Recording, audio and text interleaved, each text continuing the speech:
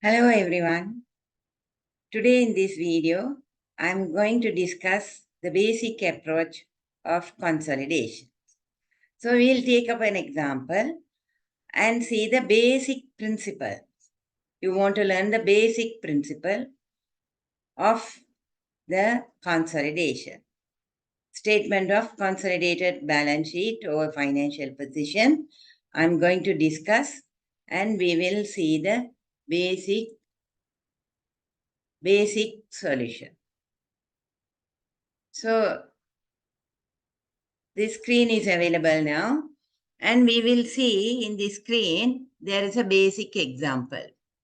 You can see P acquired 100% of equity shares of S on incorporation of S. Here P Limited is the parent. It has acquired 100% of the S Limited, which is a subsidiary. So it is having control of 100%.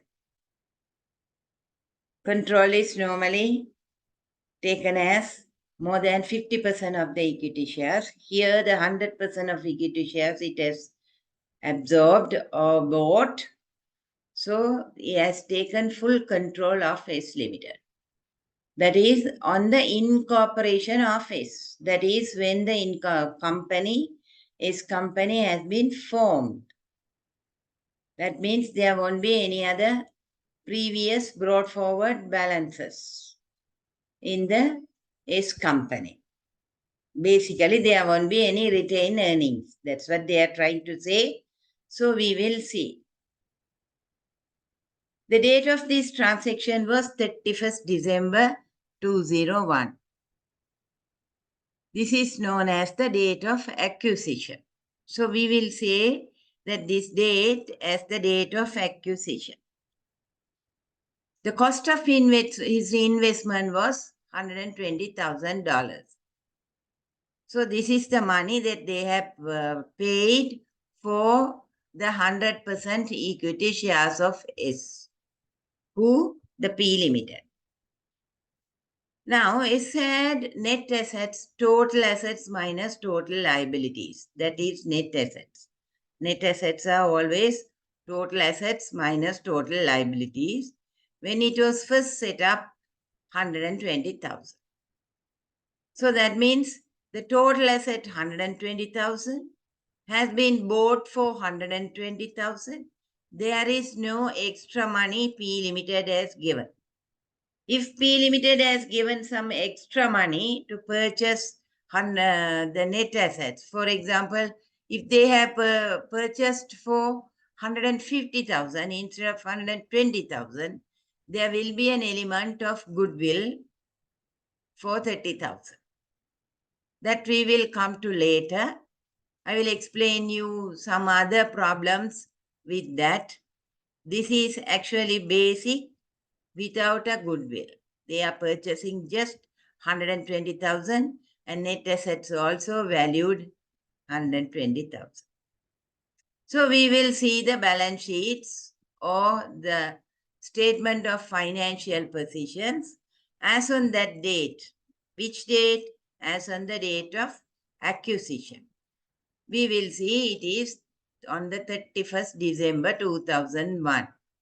The date of acquisition.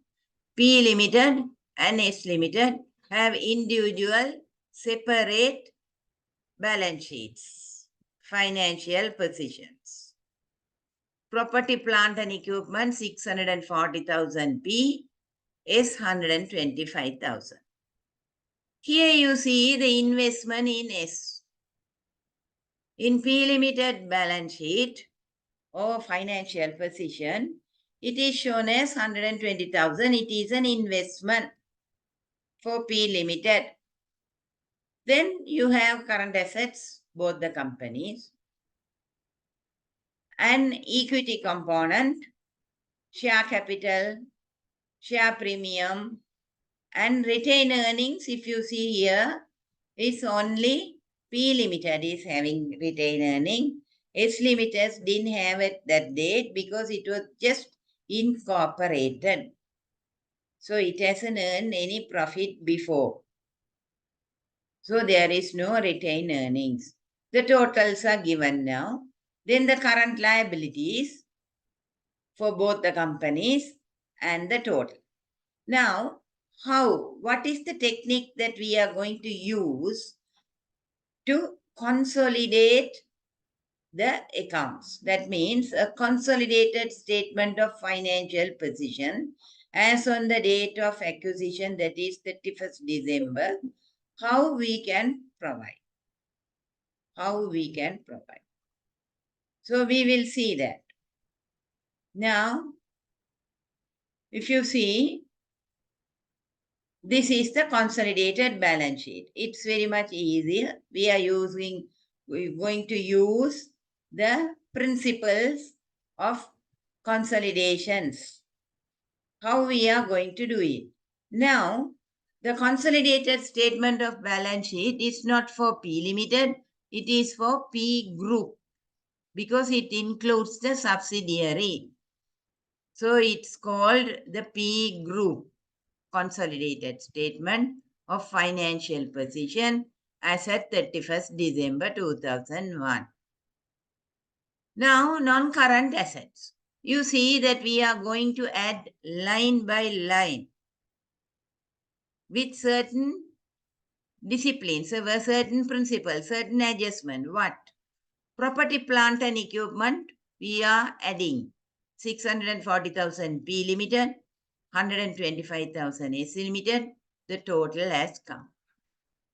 But as I told you in my last lecture, the investment in S, now that disappears. In consolidation, that won't come in. Instead, we are adding the assets and liabilities, and the net assets are going to come. So current assets, again added P Limited 140,000, S Limited 20,000. Then when the equity comes, share capital only the parent, that is only P Limited share capital is shown. S Limited share capital is not there because S Limited share capital and share premium we have already bought for. Those are equivalent to the net assets. The net assets we have bought for. So that has been set off. Share premium, parent only. Then the retained earnings. Retained earnings, we have to take the share, post-acquisition share of S Limited. We will learn that later. Here, on the acquisition date, there is no retained earnings. So we are taking the 350,000 parents only. No retained earnings in S Limited because it has just formed and there is no earnings for that company now as on 31st December. If there is any post-acquisition, then we have to add that the share of the parent has to be added.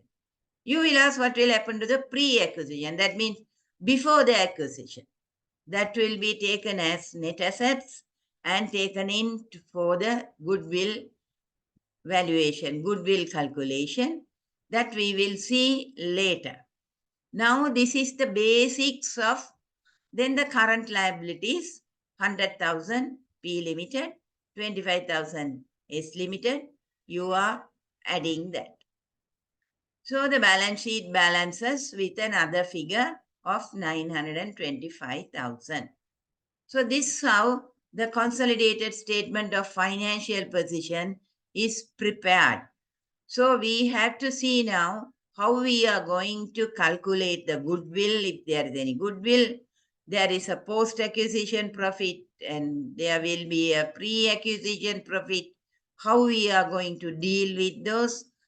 When there is a percentage that has been bought, that means instead of 100%, if P Limited has bought 80%, 20% in non-controlling interest, I explained earlier, how we are going to account for non-controlling interest.